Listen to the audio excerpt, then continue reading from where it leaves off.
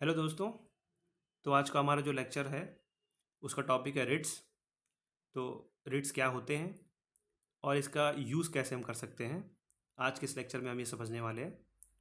तो चलिए स्टार्ट करते हैं एक सिंपल एग्जांपल के साथ कि मान लीजिए आपका एक कोई फ्रेंड है, उसको पुलिस अरेस्ट कर लिया, पुलिस ने उसको, और पुलिस बिना वारंट के आई और आपके फ्रेंड को उसने अरेस्ट किया और पुलिस स्टेशन में ले जाके बैठा लिया है। अब पुलिस जो है उसके लिए कोई एफआईआर भी नहीं कर रही है और 2 से 3 दिन हो चुके हैं, कोर्ट भी नहीं लेके जा रही है और पुलिस ये बता भी नहीं रही है कि आखिर आपके फ्रेंड का कसूर क्या है, उसको अरेस्ट किया क्यों गया है। तो इस केस में आप करेंगे क्या? क्योंकि आपका जानना यह अधिकार है, आपके ये राइट्स हैं कि अगर किसी को अरेस्ट किया जा रहा है तो उसका रीज़न पुलिस को बताना चाहिए। लेकिन यहाँ पे क्या हो रहा है, आपके राइट्स का वॉयलेशन हो रहा है। तो ऐसे केसेस में जब इस तरह के आपके राइट का वॉयलेशन हो, तो उस केसेस में रिट्स आता है काम। रिट्स आपको ऐसे केसेस में मदद कर सकता है। तो ये एक सिंपल एग्जांपल से हमने अभी देखा कि बेसिकली रिट्स का यूज़ क्या होता है। इस लेक्चर में हम आगे देखेंगे पूरी डिटेलिंग में कि रिट्स क्या होते हैं, कितने तरह के होते हैं, सारा कुछ हम देखेंगे इसमें। तो चलिए शुरू करते हैं। तो ये आप देख सकते हैं कि आज हम क्या क्या पढ़ने वाले हैं। कि सबसे पहले हम ये पढ़ेंगे कि रिट्स होते क्या हैं बेसिकली, व्हाट आर रिट्स। उसके बाद हम ये देखेंगे कि टाइप्स ऑफ रिट्स कितने तरह के होते हैं। Basically habeas corpus, mandamus, prohibition, certiorari, quo warranto, 5 तरह के रिट्स होते हैं, हम ये देखेंगे। उसके बाद हम देखेंगे writ jurisdiction, supreme court versus high court. मतलब कि रिट ज्यूरिसडिक्शन सुप्रीम कोर्ट की कैसी होती है, क्या उसके लिमिटेशंस होते हैं, और हाई कोर्ट की क्या लिमिटेशंस होते हैं, ये हम देखेंगे। और फिर वीडियो के एंड में हम कुछ पीवाईक्यूज देखेंगे जो कि रिट्स से रिलेटेड है और आपके अलग अलग कॉम्पिटेटिव एग्जाम्स में आते हैं। तो चलिए हम शुरुआत करते हैं रिट्स के डेफिनेशन से। तो बेसिकली रिट्स होता क्या है, व्हाट इज रिट्स। हम यहाँ देखेंगे कि a writ is a formal written order issued by a judicial or administrative authority serving as a crucial legal remedy for safeguarding fundamental rights and ensuring accountability of public authorities. ठीक है। तो आप देख सकते हैं कि Ritz basically क्या है, कि आपको पता होगा कि हमारे भारतीय संविधान में हमारे कुछ फंडामेंटल राइट्स दिए हुए हैं। आर्टिकल 12 टू 35 हमारे कुछ फंडामेंटल राइट्स दिए हुए हैं।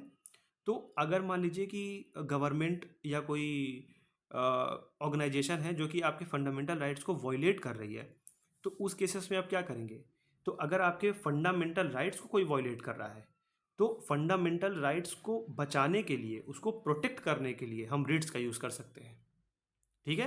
अब देखिए यहाँ पे लिखा है legal remedy for safeguarding fundamental right. हमारे फंडामेंटल राइट को एक तरीके से गार्ड करेगा, सेफ गार्ड करेगा, ताकि हमारे जो राइट्स हैं वो कोई वॉयलेट ना कर सके। ठीक है। देखिए in India writs form a cornerstone of the legal system, empowering individuals to seek judicial intervention when their rights are violated or when government authorities fail to act by the law। ठीक है। तो अगर आपके कोई rights को violet कर रहा है तो क्या होगा, जुडिशियल इंटरवेंशन होगा इसमें, कि कोर्ट जो है वो क्या करेगी, रिट्स जारी करती है अलग अलग तरह की, जिससे क्या होगा, आपके जो राइट्स वॉयलेट हुए हैं उसको प्रोटेक्ट किया जाएगा। कोर्ट कोर्ट का ये काम है, वो आपके राइट्स को प्रोटेक्ट करेगी। ठीक है। Doctor B R Ambedkar remarked article 32 as the heart and soul of the constitution. ठीक है। ये बहुत इंपॉर्टेंट है, आप इसको स्टार मार्क कर लीजिएगा, ये एग्जाम्स में डायरेक्ट पूछ लिया जाता है कि हमारे संविधान के कौन से आर्टिकल को हार्ट एंड सोल कहा जाता है। डायरेक्ट ये एग्जाम में आता है। तो आर्टिकल 32 को बी आर अम्बेडकर ने हार्ट एंड सोल कहा था। क्यों कहा था? क्योंकि जैसे कि मैंने आपको बताया कि फंडामेंटल राइट्स जो होते हैं हमारे, अगर सोचिए कि आप फंडामेंटल राइट्स आपको मिले हैं लेकिन उसको कोई इजीली वॉयलेट कर दे रहा है, तो फिर ऐसे राइट का मतलब ही नहीं रह जाएगा ना। तो ये जो फंडामेंटल राइट्स हैं, अगर इसको कोई आपको वॉयलेट कर रहा है तो आप फिर रिट्स की मदद ले सकते हैं। रिट क्या है, आपके फंडामेंटल राइट को प्रोटेक्ट करने का काम करेगी। ठीक है। तो देखिए कौन कौन सी अथॉरिटीज़ होती हैं हमारे देश में जो कि रिट्स को इशू कर सकती हैं। कि जैसे कि आप देख रहे हैं कि अथॉरिटीज़ टू इशू रिट्स। तो बेसिकली आप ये समझिए कि दो ऐसी अथॉरिटीज़ होती हैं मेजरली, सुप्रीम कोर्ट और हाई कोर्ट, जो कि रिट को इशू करती हैं। सुप्रीम कोर्ट इशू करता है अंडर आर्टिकल 32 और हाई कोर्ट इशू करता है अंडर आर्टिकल 2 to 6। ठीक है। तो सुप्रीम कोर्ट जो है वो रिट इशू करता है, सिर्फ तब रिट इशू करेगा जब हमारे फंडामेंटल राइट्स वॉयलेट होंगे, ठीक है। और जो हाई कोर्ट है वो फंडामेंटल राइट के वॉयलेशन पे तो इशू करता ही है, उसके साथ साथ लीगल राइट्स अगर वॉयलेट हो रहे हैं तो भी रिट्स इशू करता है हाई कोर्ट, ठीक है। तो सुप्रीम कोर्ट क्या करता है, सिर्फ फंडामेंटल राइट के वॉयलेशन पे इशू करेगा writ. High court fundamental right as well as legal rights, इन दोनों में से कुछ भी अगर वॉयलेट हो रहा है तो आप हाई कोर्ट जा सकते हो, आप डायरेक्टली वहाँ से रिट्स इशू करा सकते हो। और 1950 से पहले आप देखेंगे कि हाई कोर्ट्स जो थे कलकत्ता, बॉम्बे और मद्रास, सिर्फ यही 3 हाई कोर्ट्स थे जो कि रिट इशू करते थे। लेकिन 1950 के बाद से हमारे देश में जितने भी हाई कोर्ट्स हैं वो सारे रिट इशू कर सकते हैं। और लास्टली एक और अथॉरिटी है जैसे कि पार्लियामेंट, अंडर आर्टिकल 32 ही इसके पास ये पावर है कि ये किसी भी कोर्ट को ये अथॉरिटी दे सकती है कि वो रिट इशू कर सकता है। लेकिन अभी तक हमारे देश में ऐसा कुछ हुआ नहीं है, no such provision has been made yet, अभी तक ऐसा हमारे देश में कुछ नहीं हुआ है, ठीक है। तो ये सारी ये 3 अथॉरिटीज़ थी जो कि रिट इशू कर सकती है। अब आप देखिए अगला क्या है, अब हम देखते हैं कि टाइप्स की रिट कितने तरह का होता है। तो जैसा कि मैंने स्टार्टिंग में देखा लेक्चर में कि सबसे पहला होता है habeas corpus, mandamus, certiorari, quo warranto and prohibition. 5 तरह की रिट्स होती है। अब हम देखेंगे वन बाई वन, अब हम वन बाई वन देखेंगे कि ये पांचों रिट्स क्या होती है, इसमें क्या होते हैं, और इसके साथ के साथ हम लॉज भी देखेंगे कि अलग अलग जो केसेस हुए हैं किस किस रिट्स के अंदर वो केस आते हैं, ठीक है। तो ये देखिए पहला रिट हेबियस कॉर्पस, जैसा कि आपने देखा था अभी मैंने आपको बताया, हेबियस कॉर्पस पहला रिट ये क्या होता है। जैसे कि आप ये टर्म सुन रहे होंगे हेबियस कॉर्पस, सर्श्योररी, क्यू वारंटो, ये अजीब आपको लग रहा होगा क्योंकि ये लैटिन वर्ड से निकला हुआ है, ठीक है। तो इसलिए इनका जो सिंपल वर्ड में मतलब होता है, ये देखिए to have the body of, इसका सिंपल टर्म में ये मतलब है, ठीक है। The objective of this writ is to remove a person from unlawful detention और कस्टडी। मतलब क्या कि इसका ऑब्जेक्टिव क्या है कि remove a person from unlawful detention, मतलब कि ऐसा कोई इंसान जिसको अनलॉफुली डिटेन कर लिया गया है, पुलिस ने उसको पकड़ लिया है बिना लॉ को फॉलो किए हुए, तो ये क्या करेगा, ये रिट का हम यूज़ करके उसको निकाल सकते हैं जेल से, अगर किसी ने डिटेन किया है किसी पब्लिक को पुलिस ने किया है तो देखिए the court orders that person before it to inquire into the legitimacy of the detention. Court क्या करेगी जब ये रिट जारी होगा, हेबियस कॉर्पस का रिट जब जारी होगा तो कोर्ट कहेगी कि जिसको भी आपने डिटेन किया है उसको हमारे सामने पेश करिए, order that person before it, ठीक है। आप देख रहे हैं कि inquire into the legitimacy of the detention, मतलब कि वो जो डिटेंशन हुआ है वो लेजिटिमेट है कि नहीं है, मतलब बाय लॉ किया गया है या नहीं किया गया है, ठीक है। The competent court orders that release of the person in custody if it finds it arbitrary. मतलब क्या कि अगर कोर्ट को ऐसा मिलता है पूरे जांच पड़ताल में कि इनको जो अरेस्ट किया गया है वो अरेस्ट लॉफुल नहीं है। आर्बिट्ररी का मतलब होता है मनमाना, मतलब कि मनमानी तरीके से बिना किसी सबूत के, बिना किसी गवाह के अरेस्ट कर लिया गया है केवल, तो कोर्ट क्या करेगी, उनको तुरंत रिलीज कर देगी, तुरंत उनको रिलीज कर देगी। The writ can not be invoked if the order to arrest person from competent authority seems under jurisdiction and prima facie legal, ठीक है। तो यहाँ पे आपको एक वर्ड दिख रहा होगा प्राइमा फेसी, प्राइमा फेसी की बेसिकली क्या है, एक लीगल टर्म का, एक लीगल टर्म है, ये लॉज में होता है। प्राइमा फेसी का मतलब ये होता है कि पहली नज़र में, पहली नज़र में हम देख रहे हैं तो कोई चीज़ हमको अगर सही लग सकती है, होता है ना कि बहुत सारी चीज़ें जब हम पहली बार देखते हैं तो हमको लगता है हो सकता है ये सही है, लेकिन बाद में ये भी हो सकता है हमको कि सबूतों, जब हम देखें सबूत को देखे वगैरह तो हमको पता चले कि नहीं ये गलत है, हम गलत सोच रहे थे। तो देखिए the writ can not be invoked if the order to arrest the person from competent authority seems under jurisdiction and prima facie legal, ठीक है। मतलब ये क्या कह रहा है कि अगर मान लीजिए वो जो आप किसी पर्सन को अरेस्ट किया गया है, अगर वो अरेस्ट जो है वो ज्यूरिसडिक्शन में आता है कोर्ट पुलिस के, मान लीजिए अंडर ज्यूरिसडिक्शन है और प्राइमा फेसी लीगल है। प्राइमा फेसी का मतलब होता है पहली नज़र में, जैसे कि मान लीजिए अगर पहली नज़र में वो लग रहा है कि किसी ने क्राइम किया है तो उसका अरेस्ट जो है वो फिर हम इसको हेबियस कॉर्पस में क्लेम नहीं कर सकते कि आप हेबियस कॉर्पस के थ्रू उनको रिलीज नहीं करवा सकते, फिर उसका प्रॉपर क्या होगा, ट्रायल होगा, ठीक है। अब आप आगे देखिए इस पे क्या है, यहाँ देखिए कि the writ can be issued against public authorities and individual, ठीक है, किसी भी पब्लिक अथॉरिटी या किसी भी इंडिविजुअल या ऑर्गेनाइजेशन के खिलाफ जो है ये रिट जारी हो सकता है। The writ of habeas corpus can be filed by the detained person, his family और फ्रेंड्स, ठीक है, जो डिटेन्ड खुद हुआ है वो भी फाइल कर सकता है, उसकी फैमिली या कोई फ्रेंड भी फाइल कर सकता है। अब मान लीजिए जो डिटेन्ड है उसको पुलिस बाहर ही न जाने दे, कि वो फाइल ही नहीं करे, उसको मना करे कि नहीं तुम नहीं फाइल कर सकते, कुछ नहीं कर सकते, तो इसलिए जो डिटेन्ड है उसकी फैमिली हो गई या कोई दोस्त हो गए, वो भी इस रिट को फाइल कर सकते हैं, ठीक है। The cardinal principle of this writ is the right to freedom. Cardinal principle कहने का मतलब क्या है कि मेन मोटिव क्या है, बेसिकली राइट टू फ्रीडम, ये इसका कार्डिनल प्रिंसिपल है। अब देखिए कुछ मैं केसेस मैंने लिखे हुए हैं, एक दो केसेस हैं जो कि इस रिट से रिलेटेड बहुत इंपॉर्टेंट है, इस रिट से, हेबियस कॉर्पस से बहुत इंपॉर्टेंट है ये। पहला केस देखिए क्या है, एडीएम जबलपुर वर्सेस शिवकांत शुक्ला 1976। तो ये बहुत फेमस केस है, हेबियस कॉर्पस का बहुत फेमस केस है, इसको हेबियस कॉर्पस केस भी कहा जाता है। और एक दूसरा केस देखिए सुनील बत्रा वर्सेस दिल्ली एडमिनिस्ट्रेशन 1980। तो ये कुछ केसेस मैंने लिख रखे हैं इस पे, जो कि इस रिट से रिलेटेड है, ये एग्जाम्स में डायरेक्ट पूछ लिया जाता है ये केस देके कि ये कौन से रिट से रिलेटेड है। बाकी इस केस के बारे में अगर आपको डिटेलिंग जाननी है तो मेरे टेलीग्राम चैनल को आप ज्वाइन कर सकते हैं, वहाँ पे मैं इनके डिटेल पूरे पीडीएफ आप उस पर भेज दूंगा, आप वहाँ से इसको देख सकते हैं, ठीक है। अब आगे बढ़ते हैं, तो आप आगे देखिए क्या है कि आप यहाँ पे आप देख सकते हैं कि मैंने एक इमेज लगा रखा है एग्जाम्पल के लिए कि हेबियस कॉर्पस एक्चुअली में क्या होता है, उसका एग्जाम्पल के साथ मैंने इमेज लगा दिया है कि जब भी आपको मान लीजिए आप एग्जाम में आप जा रहे हो तो एग्जाम से पहले सिर्फ आप ये इमेज भी देख लेंगे ना तो हेबियस कॉर्पस आपका क्लियर हो जाएगा, इसमें आपको किसी तरीके का कोई कन्फ्यूजन नहीं होगा, ठीक है। तो इसलिए मैंने इसमें एक इमेज भी लगा दिया है जिससे आपको आसानी हो इसको रिवाइज करने में, ठीक है। तो देखिए ये स्टार्ट यहाँ से होता है बेसिकली कि if the police arrested your friend without a warrant, बिना वारंट के पुलिस ने आपके फ्रेंड को अरेस्ट किया और उसको बंद कर दिया जेल में 3 दिन के लिए, 3 दिन तक वो जेल में ही है, विदाउट एक्सप्लेनेशन, कोई एक्सप्लेनेशन नहीं है कि क्यों अरेस्ट किया है, कोई रीज़न नहीं दे रही है पुलिस। तो आप क्या करेंगे, आप सीधे जाइए और हेबियस कॉर्पस का रिट वहाँ से जारी करवाइए कोर्ट से, आप सीधे केस फाइल कर दीजिए, ठीक है। You can file a writ of habeas corpus. The court will order the police to produce the body.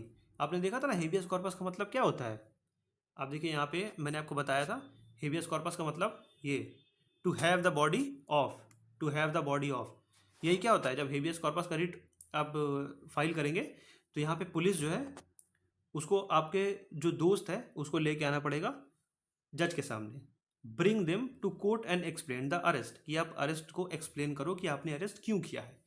तो अब देखिए यहाँ पे पुलिस जो है, पुलिस आएगी, पुलिस से जो जस्टिस है ये जज साहब हैं वो कहेंगे कि bring the person to court, जो भी पर्सन को आपने अरेस्ट किया उसको कोर्ट लेके आओ। अब ये मान लीजिए आपका फ्रेंड है, इसको लेके आए कोर्ट में। अब यहाँ पे जज साहब पूछेंगे why was this person detained, कि भाई आपने इसको क्यों अरेस्ट किया है, आप रीज़न बताओ हमें। और अगर मान लीजिए कि कोई रीज़न नहीं है, जैसे कि इफ़ नो लीगल रीज़न, कोई रीज़न है ही नहीं इसको अरेस्ट करने का, तो the court will set them free. अब आपके जो फ्रेंड है उसको फ्री कर दिया जाएगा यहीं से, जैसे आप बोलेंगे रिलीज हिम, आपके फ्रेंड को रिलीज कर दिया जाएगा। ओके, आई होप आपको इसका कंसेप्ट क्लियर हुआ है। ऐसे ही बाकी के और चारों जो रिट हैं वो हम समझेंगे बारी बारी से। इस बीच में आपको एक चीज़ याद दिला दूं कि प्लीज़ आप इस लेक्चर को लाइक कर दीजिएगा और मेरे चैनल को सब्सक्राइब भी कर दीजिएगा, ताकि इससे रिलेटेड सारे वीडियोज़ जो है आपको मिलते रहें। और मैं और भी बहुत सारे वीडियोज़ अपलोड करता रहता हूँ। तो चलिए शुरू करते हैं, इसके आगे बढ़ते हैं अब। अगला जो हमारा रिट्स है हमारा मेंडमस, मेंडमस के बारे में पढ़ते हैं कि the literal meaning of mandamus is we command, ठीक है, वी कमांड ये इसका लिटरल मीनिंग होता है। The court issue this writ in the form of direction to public authority to perform a particular task, ठीक है। जो पब्लिक अथॉरिटी होती है,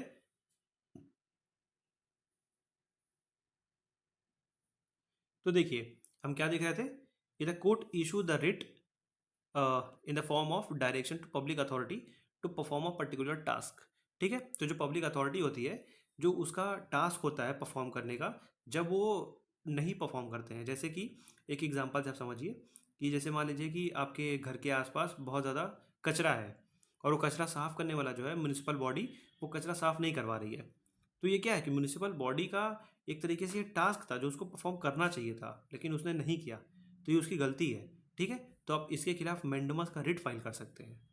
ठीक है, it can be issued against government, public officials, inferior courts, tribunals and public corporation.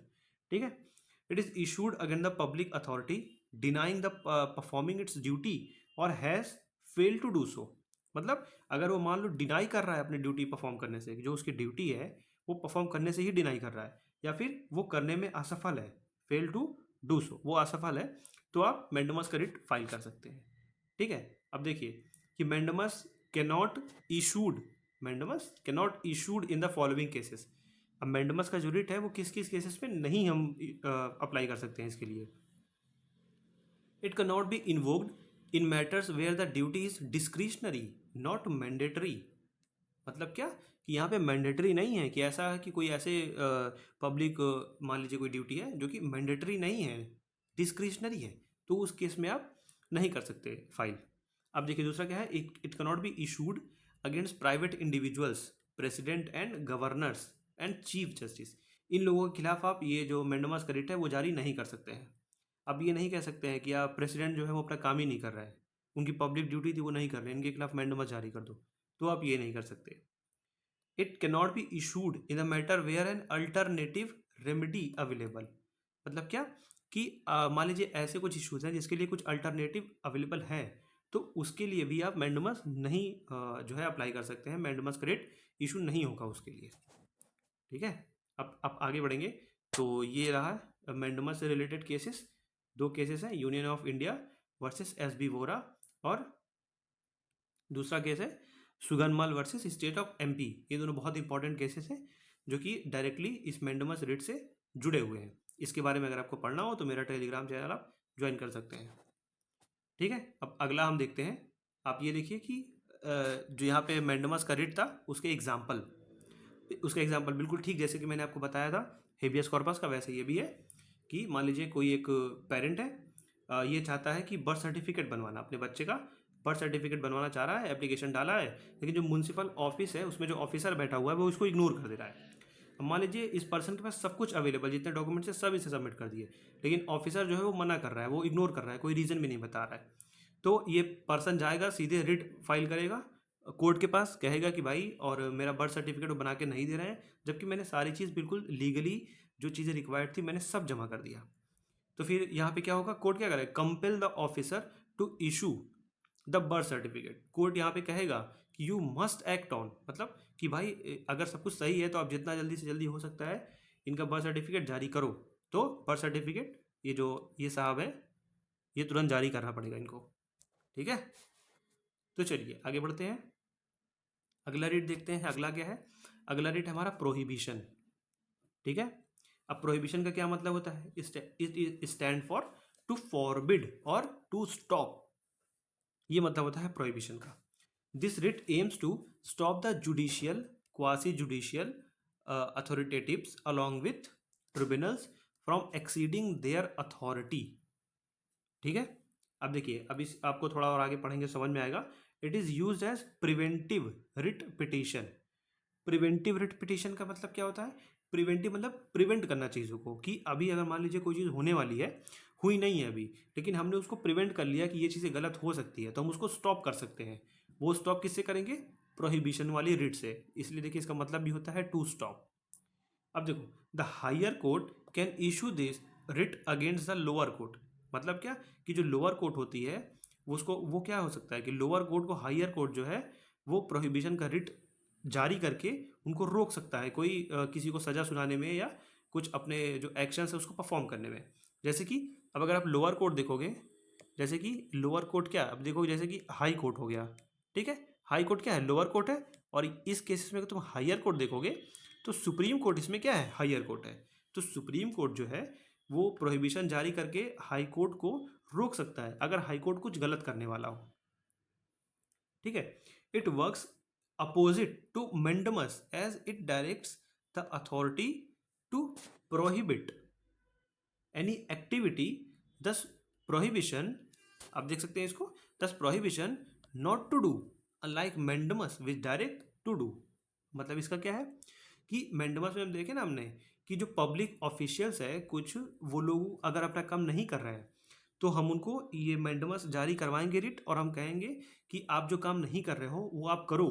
लेकिन prohibition में क्या है, प्रोहिबिशन में अगर कोई कोर्ट अपने जुरिडिक्शन के बाहर जाके किसी को सज़ा सुना रहा है या कुछ ऐसा कर रहा है जो उसको नहीं करना चाहिए, तो हम कहेंगे कि नॉट टू डू, मतलब प्रोहिबिशन डायरेक्ट करता है कि आप ये काम नहीं कर सकते हो। ठीक है। It can not be invoked against legislative bodies, administrative bodies and private individual. मतलब क्या, लेजिस्लेटिव बॉडी, एडमिनिस्ट्रेटिव बॉडी और जो प्राइवेट इंडिविजुअल है उनके खिलाफ जो प्रोहिबिशन है वो रिट नहीं जारी हो सकता है। ठीक है। अब देखिए, अब आप इसमें देख सकते हैं कि जो दो केसेस हैं इंपॉर्टेंट रिट्स में, वो कौन कौन से हैं। एक हरि विष्णु वर्सेस सैयद अहमद इशफाक। उसके बाद से हम दूसरा वाला देख सकते हैं, Prudential Capital Market Limited versus the state of Andhra Pradesh. ये दोनों बहुत इंपॉर्टेंट है, ये एग्जाम में आया भी है कई बार, तो आप देख लीजिएगा एक बार। उसके बाद देखिए, उसके बाद आपको एग्जाम्पल, जैसा बिल्कुल वही पिक्चर वाला एग्जाम्पल है कि प्रोहिबिशन में क्या होता है कि देखिए मान लीजिए ये एक आदमी है कोई, ये एक आदमी है और इसने क्या हुआ है कि ये आदमी ने किसी का मर्डर किया था। तो ये कोर्ट है, ट्रैफिक कोर्ट है। ट्रैफिक कोर्ट क्या होता है कि जो ट्रैफिक में जो कोई रूल वायलेट करता है उसको ही जो सज़ा सुनाती है, और ये फाइन वगैरह सबमिट करने का जो केस है वो इसमें चलता है। तो कोई ये ट्रैफिक कोर्ट है वो क्या करती है कि कोई एक मर्डरर है उसका केस सुनने लग जाए।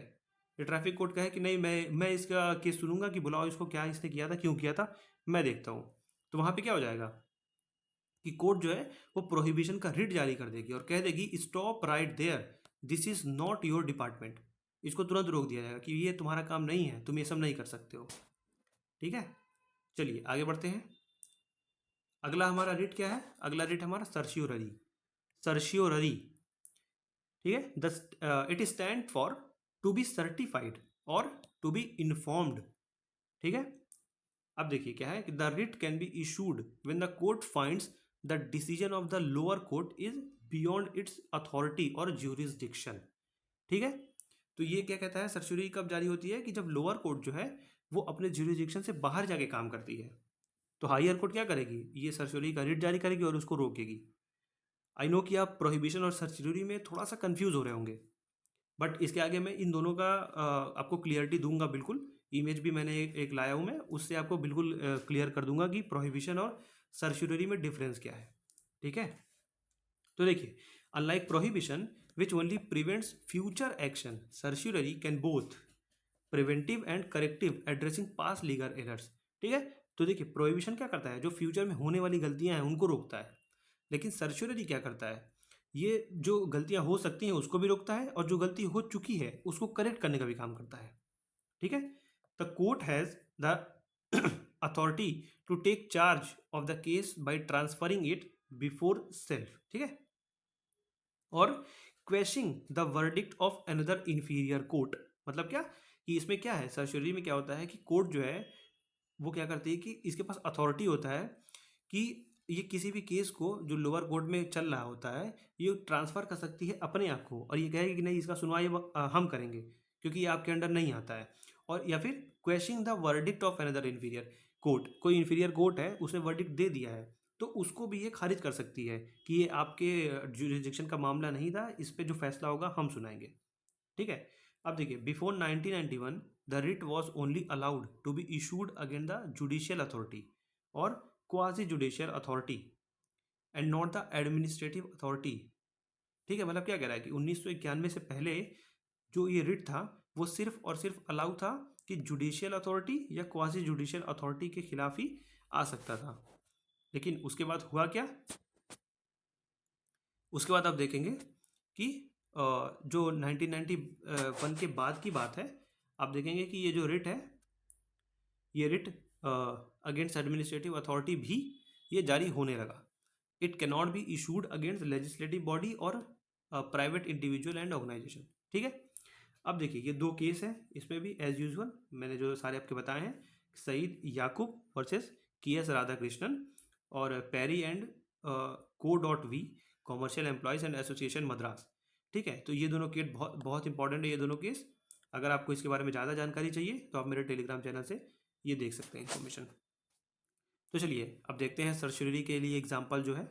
तो देखिए जैसे मान लीजिए कि कोई एक लोकल ट्रिब्यूनल है जो कि क्या करता है, एक ऑर्डर पास करता है और एक आदमी का क्या करता है कि जो प्रॉपर्टी उसको सीज कर लेता है, और ये आदमी को बोलने का मौका भी नहीं देता है। No chance to be heard, वो उसको बोलने का ही नहीं मौका दिया गया। तो ये क्या हुआ, एक वायलेशन हुआ नेचुरल जस्टिस का। तो ये आदमी सीधे जाएगा हायर कोर्ट में और अपील करेगा कि आप सर्श्योरी का रिट जारी करो, और ये जो ट्रिब्यूनल है जो पास किया ऑर्डर मेरी प्रॉपर्टी सीज करने के लिए, उसको अनफेयर बताओ। तो कोर्ट यहाँ से तुरंत एक अनफेयर ऑर्डर यहाँ पे निकालेगा कि आपका जो ऑर्डर है ये अनफेयर है, और wipe out the unfair order. जो ट्रिब्यूनल का ऑर्डर था उसको वाइप आउट कर दिया गया, खत्म हो गया। ठीक है।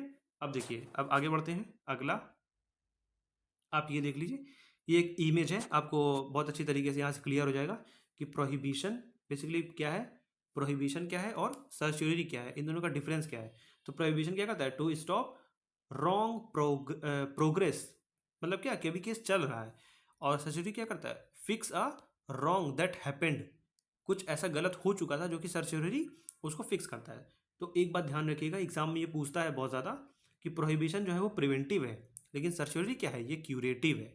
क्यूरेटिव मतलब क्या होता है कि कोई अगर आपको बीमारी हो गई है तो उसके बाद दवा खाना, और प्रिवेंटिव क्या होता है कि आप पहले ही दवा लेके बैठे हैं कि ये बीमारी आपको हो ही ना। ठीक है। Halting a wrong action and reversing a wrong decision. ठीक है। आई होप आपको इन दोनों का डिफरेंस जो है अब क्लियर हो गया होगा बिल्कुल। ठीक है। अब ये देखिए, लास्ट हमारा रिट है क्यू वारंटो। ठीक है, क्यू वारंटो। तो अब देखिए, quo warranto stands for by what authority, मतलब किस अथॉरिटी से। ठीक है। It is use by the court to stop the excessive use of or abuse of authority. Excessive use मतलब कि जरूरत से ज़्यादा उसका इस्तेमाल कर रहे हैं। ठीक है। या अब्यूज ऑफ अथॉरिटी का मतलब उसको डिसरिस्पेक्ट कर रहे हैं या उसको गलत तरीके से यूज़ किया जा रहा है किसी अथॉरिटी को। By issuing a writ of quo warranto, the court can ask a public official to justify the legality of holding a public office.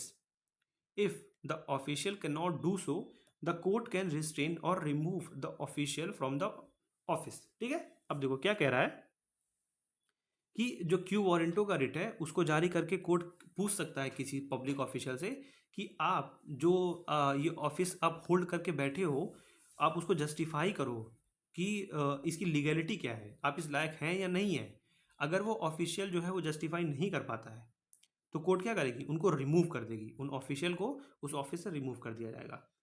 It can not be issued against private individuals, ये private individuals के against issue नहीं हो सकता है। ठीक है। अब आगे बढ़ते हैं। देखिए, condition upon which this writ can be issued. अब कौन कौन सी कंडीशन है, तो a person has held a office without authority, मतलब कोई आदमी ऐसा है, कोई इंसान ऐसा है जो कि बिना अथॉरिटी के कोई ऑफिस जो है होल्ड करके बैठा है, वो ऑफिस में काम कर रहा है।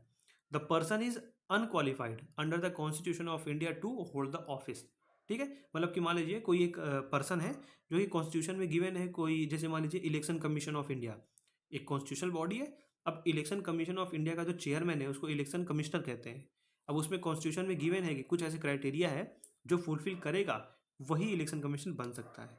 अब मान लीजिए कोई ऐसा आदमी बैठा है जो कि वो फुलफिल कर नहीं रहा है लेकिन फिर भी बैठा है, तो अब जाके जब ये रिट जारी कर देगा कोर्ट, तो वो क्या करेगा कि उसको तुरंत वहाँ से हटना पड़ेगा, रिमूव कर देगा। ये क्या है, एक अनक्वालिफाइड पर्सन अगर रहेगा तो वहाँ से हट जाएगा। अब देखिए cases related to this writs, कि यहाँ पे दो केसेस बहुत इंपॉर्टेंट है। अमरेंद्र चंद्र वर्सेस नरेंद्र कुमार बासु। दूसरा केस है जमलपुर आर्य समाज सभा वर्सेस डॉक्टर डी रामा। ये दोनों केसेस बहुत इंपॉर्टेंट है, ये एग्जाम में पूछा हुआ है, तो आप इसको ज़रूर एक बार देख लीजिएगा। अब देखिए, अब क्यू वारंटो का एग्जाम्पल आप देख सकते हैं यहाँ पे। तो जैसे कि एक गवर्नमेंट स्कूल का प्रिंसिपल है, मान लीजिए यहाँ पे बैठा हुआ है और एक्चुअल में इसकी अथॉरिटी है नहीं यहाँ बैठने की, लेकिन ये फिर भी यहाँ पे बैठा हुआ है। तो Q warrant of petition filed in court, कोई एक आदमी है जो कि क्या किया कि यहाँ पे कोर्ट में फाइल कर दिया क्यू वारंटो का पिटिशन, चैलेंज कर दिया इसने कि जो अपॉइंटमेंट हुआ है स्कूल प्रिंसिपल का वो बिल्कुल गलत हुआ है। ये जो स्कूल प्रिंसिपल है वो अनक्वालिफाइड है, इसको कुछ नहीं पता है, इसको बैठा दिया गया है यहाँ पे। ठीक है। तो अब क्या होगा कि where is your teaching degree, यहाँ पे ये देखिए ये क्वालिफाइड, यहाँ पे ये अनक्वालिफाइड है ना। तो ये जब पहुँचेगा कोर्ट में तो जो ये जज साहब हैं ये इससे पूछेंगे कि आपकी कॉलेज की डिग्री है कहाँ, भाई आपने क्या क्या क्वालिफिकेशन आपके पास है आप दिखाइए। अगर ये दिखा दिया तो ठीक है, अगर ये नहीं दिखा पाया तो इसको क्यू वारंटो के अंदर इसको तुरंत यहाँ से डिसमिस कर दिया जाएगा। ठीक है, तो ये क्यू वारंटो है बेसिकली। तो ये ख़त्म हो गया आई होप। अब देखिए एक और इम्पॉर्टेंट चीज़ है जो कि एग्ज़ाम में इससे रिलेटेड चीज़ें पूछती हैं अक्सर करके। तो ये कंसेप्ट आप समझ लीजिएगा ज़रूर से कि कौन कौन से आस्पेक्ट हैं सुप्रीम कोर्ट और हाई कोर्ट, इनकी जो अलग अलग रिट जारी करने की ताकत है ना, जो ज्यूरिसडिक्शन है वो हम देखते हैं। तो स्कोप ऑफ इन्फोर्समेंट मतलब जो रिट जारी करेंगे वो कहाँ कहाँ इन्फोर्स होगा। तो ये देखिए सुप्रीम कोर्ट का क्या है, can issue Ritz only for fundamental right violation. मतलब सुप्रीम कोर्ट क्या है, जब आपका फंडामेंटल राइट वायलेट होगा सिर्फ तभी जो सुप्रीम कोर्ट है वो क्या करेगा, रिट जारी करेगा। हाई कोर्ट का क्या है कि can issue Ritz for fundamental right and other legal rights. ठीक है, तो हाई कोर्ट जो है वो फंडामेंटल राइट अगर वायलेट हो रहा है तो भी आप हाई कोर्ट जा सकते हो, और कोई अदर जो लीगल राइट है तो भी आप जा सकते हो। तो एक बहुत फेमस क्वेश्चन है जो पूछता है कि जो सुप्रीम कोर्ट है और हाई कोर्ट दोनों में किसका जो रिट जारी करने का जो पावर है वो ब्रॉड है। तो यहाँ पे क्या आपको दिख रहा है, साफ साफ दिख रहा है कि हाई कोर्ट का जो है इसके रिट जारी करने का पावर जो है वो ब्रॉड है। ठीक है, ये एग्जाम में पूछता है। दूसरा देखिए टेरिटोरियल ज्यूरिसडिक्शन, सुप्रीम कोर्ट अगर रेट जारी करेगा तो थ्रू आउट इंडिया ये एप्लीकेबल होगा, लेकिन अगर हाई कोर्ट जारी करता है तो इसमें टेरिटोरियल ज्यूरिसडिक्शन होता है। मतलब जहाँ पे जो हर हाई कोर्ट का क्या होता है, एक क्राइटेरिया एक दायरा होता है, एक ज्यूरिसडिक्शन होता है, सिर्फ उसके विद इन इट्स ज्यूरिसडिक्शन ही काम करेगा वो। ठीक है, last nature of the right, कि वो राइट का नेचर कैसे होगा। तो देखिए writ jurisdiction is a fundamental right itself. मतलब रिट ज्यूरिसडिक्शन जो है आपको मैंने बताया ना कि आर्टिकल 32 में आता है, और आर्टिकल 32 क्या है, अपने आप में एक फंडामेंटल राइट है। तो फंडामेंटल राइट आप लेके जाओगे सुप्रीम कोर्ट पे तो court can not refuse to exercise it. तो सुप्रीम कोर्ट इसको रिफ्यूज नहीं कर सकता क्योंकि उसको सुनना ही पड़ेगा। लेकिन अगर आप वही हाई कोर्ट का देखो तो हाई कोर्ट जो है वो 2000, तो आप अगर हाई कोर्ट को देखो तो हाई कोर्ट का जो रिट ज्यूरिसडिक्शन होता है वो डिस्क्रिशनरी होता है। क्यों? क्योंकि आर्टिकल 226 में आता है ये, और आपको पता है कि आर्टिकल 226 जो है वो फंडामेंटल राइट का पार्ट नहीं है, वो अदर लीगल राइट्स के अंदर आता है ये। ठीक है, तो हाई कोर्ट जो रहता है वो क्या करेगा, रिफ्यूज कर सकता है रिट इशू करने से। ठीक है, अब देखिए अब ठीक है, ये तो कुछ क्वेश्चंस गिवन है जो मैंने आपके लिए लगाए हुए हैं। बाकी ये पूरा रिट का आज का हमारा लेक्चर ही ख़त्म हो चुका है, आप देख सकते हैं। ठीक है, तो हमने ये देखा सारा कुछ। उसके बाद आप एंड में मैंने 2 क्वेश्चन यहाँ पे लगा दिया है, आप इसको सॉल्व भी कर सकते हो। इसके आंसर मेरे इंस्टाग्राम पे मिल जाएंगे आपको, या मेरे टेलीग्राम के चैनल पे भी मिल जाएगा। ये आप सॉल्व कर सकते हो। एक ये क्वेश्चन है और एक ये क्वेश्चन है, CDS में आया हुआ है 2023 में, और एक UPSC में है। ये क्वेश्चन आया हुआ है डायरेक्ट आपके, जो आज मैंने क्लास आपको जो बताया है जो लेक्चर, आप सिर्फ वो लेक्चर देख के ये दोनों क्वेश्चन आसानी से सॉल्व कर सकते हो। चाहे तो आप ये करके ट्राई करके देख भी सकते हैं। ये मैं आपको बता रहा हूँ श्योरिटी से, ये बिल्कुल सॉल्व हो जाएगा आपसे। ठीक है, दैट्स ऑल फॉर टुडे। और ये मेरा आप देख सकते हो यहाँ पे, ये मेरा इंस्टाग्राम का एक पेज है, इसको आप ज्वाइन कर सकते हो। यहाँ पे क्वेश्चंस मैं अपलोड करता रहता हूँ। और ये जो इमेजेस आप देख रहे हो ना, आप ये जो ऊपर इमेजेस देख रहे हो ये सारे, ये भी मैं इस पर अपलोड कर दूंगा। ये इमेजेस आपके लिए बहुत यूज़फुल होंगे आपके रिवीजन के लिए। ठीक है, उसके बाद ये मेरा टेलीग्राम का चैनल है, आप इसको ज्वाइन कर लेना। यहाँ पे इसका नोट्स पूरे PPT मिल जाएंगी, और मैं हैंड रिटेन नोट्स भी इस पर अपलोड करता रहता हूँ, तो आप ये भी ज्वाइन कर सकते हैं। Okay, take care, thank you.